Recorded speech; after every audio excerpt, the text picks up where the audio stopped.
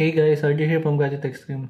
Today testingin po natin ang Realme 3 sa NBA 2K20 sa high settings guys at konting tutorial lang din po kung paano siya install at simulan na po natin. Una po, install po muna natin itong APK niya.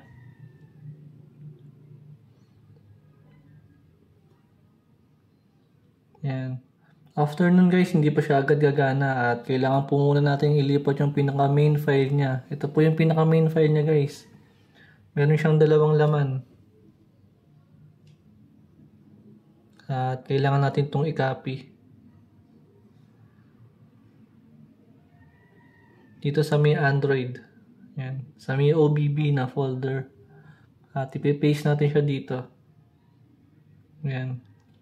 Hintayin na natin siyang matapos. Ito yung Realme 3 guys na color black. Last time guys, tinesting ko siya sa default settings lang ng NBA 2K20. At tingnan natin na yan kung kaya ba niya sa high settings lahat at sa ultra high. Dahil tingnan natin kung mas maganda ba yung performance niya sa ibang mga cellphone.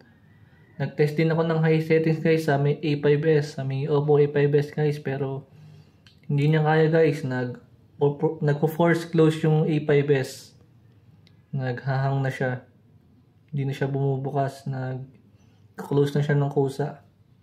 Then tingnan natin ito guys kung kaya niya yung high settings. Dahil maganda yung processor niya kahit 3GB lang. Yan. Tatapos na siya. Yan. Tapos na siya guys. At tingnan natin na. Buksan na natin siya agad.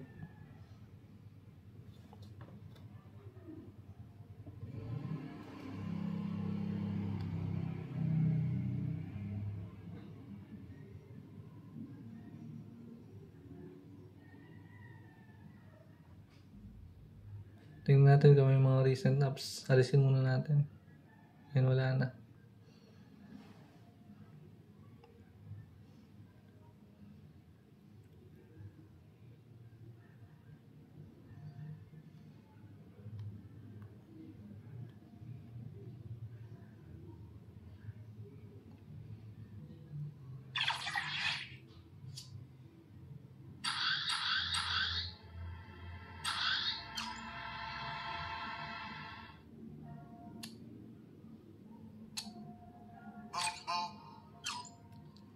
Lagyan natin siya sa high settings lahat.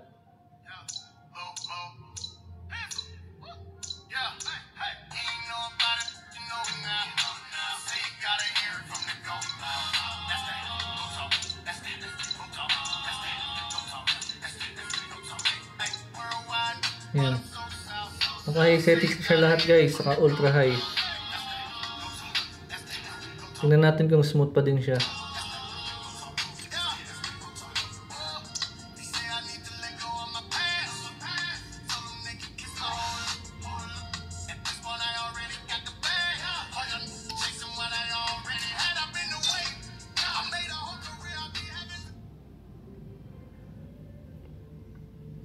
Nagkakahalaga na lang guys ngayon ng Realme 3 na 3GB saka 32GB version ng 6,000. Pero alam ko guys, parang phase out na siya. Mahirap na siyang maghanap ngayon. Dahil meron na silang bagong Realme 5. Nag-test din ako ng NBA 2K22 guys ng high settings at napaka-smooth niya. Ito na siya guys. Tingnan natin kung smooth ko.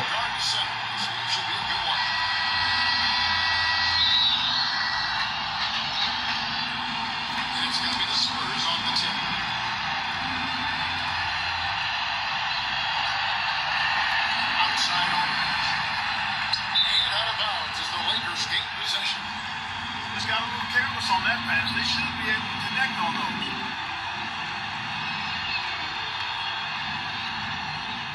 The Lakers with the ball to the inside.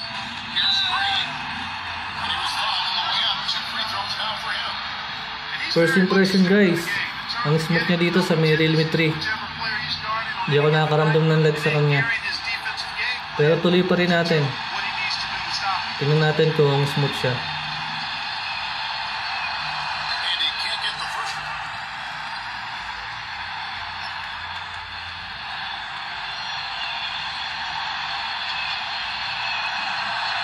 He doesn't get the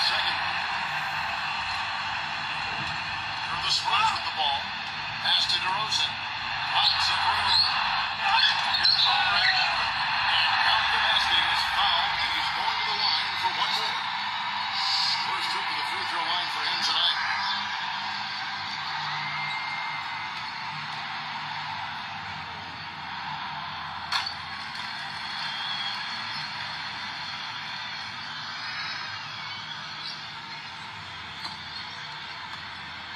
Here's LeBron to the paint, poke loose. Fast break, here they come.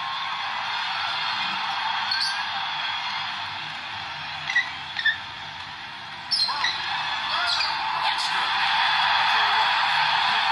Get a sniff of it on that move. Here's LeBron. And Dorsberg caught up with Coach Greg Popovich. Doris, side Rondo. And not gonna go. This is the first attempt on the night. Here's DeRozan. Green with the rebound. Terrific job that time defending at the rim. It's not an easy task stopping that fella when he's headed to the bucket like that. Good job. Medyo naglalag siya ng konti, guys. Konting-konti lang pagka kanina nagpi-free throw. And